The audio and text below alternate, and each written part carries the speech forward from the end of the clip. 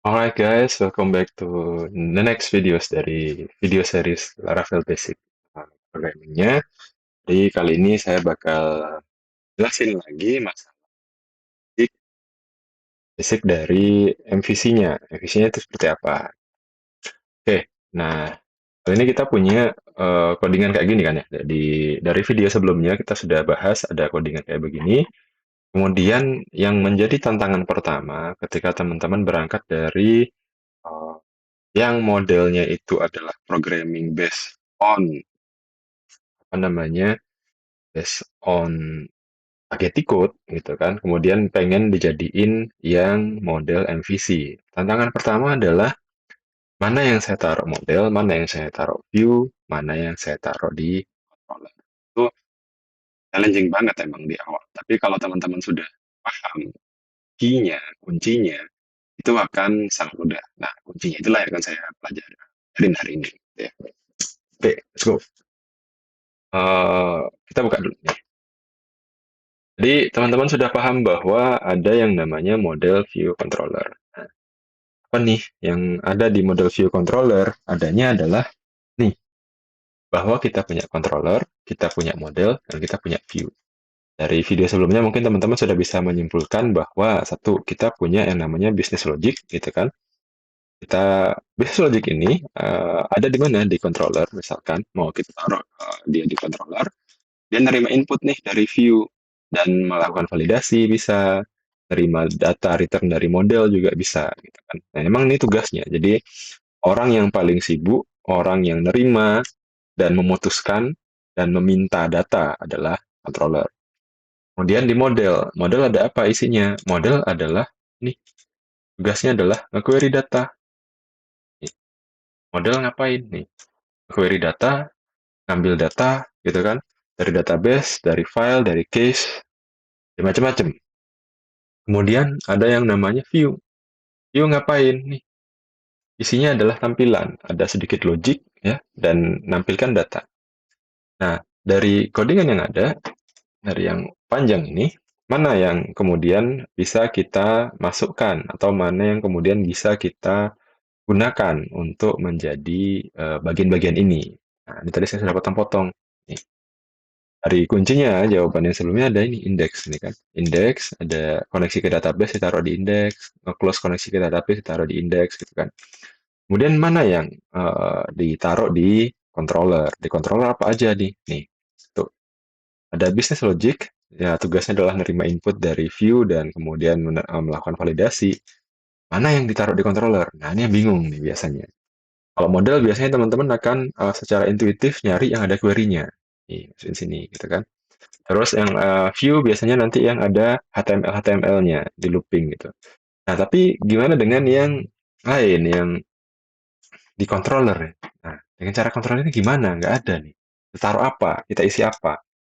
Nah, itulah kenapa kok di sini saya bilang teman-teman kalau mau main NPC harus paham sama yang namanya model view controller itu harus paham dengan object oriented. Jadi, untuk memisah ini itu agak sulit kalau kita lakukan dengan eh, pemrograman terstruktur atau dengan spaghetti code gitu. Nggak bisa, agak sulit gitu. Nah, gimana caranya kita bisa manfaatkan object oriented-nya? Jadi pertama, kita bikin model, controller, view gitu kan. Tapi di modelnya, kalau teman-teman lihat di versi yang pakai MVC, dia sudah membawa yang namanya class. Nih, dia udah bawa yang namanya class. Mainnya sudah pakai kelas. Kelas artinya apa? Pasti ada, biasanya bakal ada variabel kalau dibutuhkan, dan pasti ada konstruktor kalau mau masang konstruktor gitu kan, dan pasti ada function, yang functionnya itu akan mereturnkan sesuatu gitu. Nah, disinilah menariknya. Jadi, model tugasnya adalah nge-query data. Model nge-query data, ngambil data dari database, dari base, dari mana gitu ya. Kita akan buat codingannya dalam sebuah kelas. Nih, kelas namanya mahasiswa kebetulan. Kemudian kita kasih konstruktor. Konstruktornya minta apa? Minta DB. Nah, DB connection-nya nanti akan dikirimkan ke kelas ini melewati konstruktornya. Nanti si DB connection ini akan dipakai lagi di dalam function-function ini. Nah, kalau teman-teman perhatikan, function-nya ini namanya get all. Kemudian teman-teman lihat nih returnnya mahasiswa. Kalau kita tilik lebih jauh, mahasiswa ini apa? Ternyata array, ya, mahasiswa ini array. Jadi di model ini dia akan punya function namanya getAll yang tugasnya adalah nge-returnkan array of mahasiswa, ya kan? Udah, gitu toh tugasnya.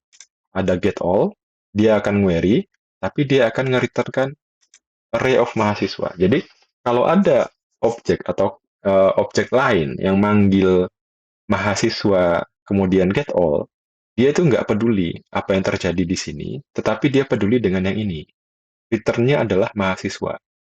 Nah, dia sudah memastikan bahwa return dari proses ini adalah sebuah array dari mahasiswa.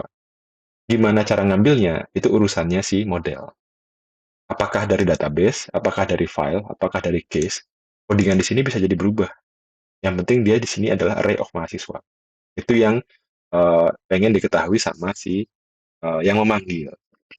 Nah, kebetulan yang memanggil siapa? Adalah controller. Nah, gimana caranya si controller bisa manggil? Manggilnya pakai ini. Dia require once mahasiswa, ya, diambil tuh require sekali. Kemudian dia bikin mahasiswa model. Mahasiswa modelnya adalah new mahasiswa dengan connection database. Nah, connection database nanti dapat dari mana? Ini kan belum tahu kita kan. Nanti kita cari. Di sini ada function namanya index. Tugasnya di sini ngapain? Index ini cuma bertugas membuat variabel mahasiswa diisi dari return-nya mahasiswa model.getAll. Berarti ini tadi apa? Ini tadi apa? Return array mahasiswa. Kemudian di sini adalah apa? Otomatis di sini adalah array dari mahasiswa. Kemudian dia tampilin ke view. Nah, yang nyuruh-nyuruh inilah si controller. Controller inilah yang nyuruh si model untuk ngambil data, dan dia nyuruh view untuk nampilin data. Dialah koordinatornya, dialah bosnya, dia presidennya gitu. Nah, ini ngapain? Nah, controller nih ya, dia manggil get all, dia panggil yang namanya get all, model akan mengerjakan, si controller nggak peduli gimana caranya model ngerjakan, ya, entah mau bawa query lah, mau bawa ambil dari case lah, mau bawa ambil dari data, file atau mana, si controller nggak peduli. Dia pedulinya apa? Nih, return-nya adalah array of mahasiswa. Nah, udah, itu doang. Yang di-return adalah array mahasiswanya, bukan fetch array, fetch assoc-nya, bukan while-nya, bukan looping-nya, bukan if-nya, tetapi array-nya udah jadi. Data itu udah bersih. Ada controller. Controller habis dapat ini apain? Ya, manggil index.php sebagai view-nya. View-nya inilah yang di sini itu juga nggak peduli nih gimana caranya si model ngedapetin data. Pokoknya si view taunya saya bakal dapat array, array-nya itu bakal saya looping. Yang looping tampilan si view. Apakah controller peduli si view mau nampilin dengan cara apa? Itu urusannya view. Oke, nah itulah bedanya. Jadi si view ngelooping aja, ngelooping suka-suka dia udah. Controller cuma peduli bahwa tugasku adalah manggil model, model harus kembalikan datanya, data yang tak expect adalah array of mahasiswa, nanti saya bakal panggil si view, view tugasnya adalah ngelooping. Udah, kelar. Nah, dengan terjadinya pemisahan ini, teman-teman, teman-teman bisa tahu bahwa kalau ada error, oh, tampilannya kok jelek, berarti ngetrace-nya dari mana? Ngetrace-nya dari sini, dari view. Dilihat, oh, looping-nya salah. Oh, HTML-nya salah. Ada problem sama HTML-nya, barisnya nggak kelihatan, kolomnya nyelentang satu misalnya. Ya udah, berarti teman-teman nyarinya bukan di MySQL-nya, bukan di query-nya, bukan di modelnya, bukan di controller-nya, tapi pasti ada di view. Kenapa? Karena view lah satu-satunya file yang ada halaman ada tag HTML-nya. Nah, itulah keuntungannya. Jadi dipisah, dipisah, dikasih tugas masing-masing. Kalau ada yang salah, teman-teman bisa cari ini tugas terkait siapa, kemudian evaluasi file mana yang beda. Kalau misalkan ada error lainnya adalah datanya itu bukan data mahasiswa ternyata. Di looping benar, tampilannya benar, tapi datanya bukan data mahasiswa, yang keluar malah data dosen gitu. Berarti salahnya di mana? Bisa jadi di trace di sini. Jangan-jangan di sini controllernya manggil model yang salah.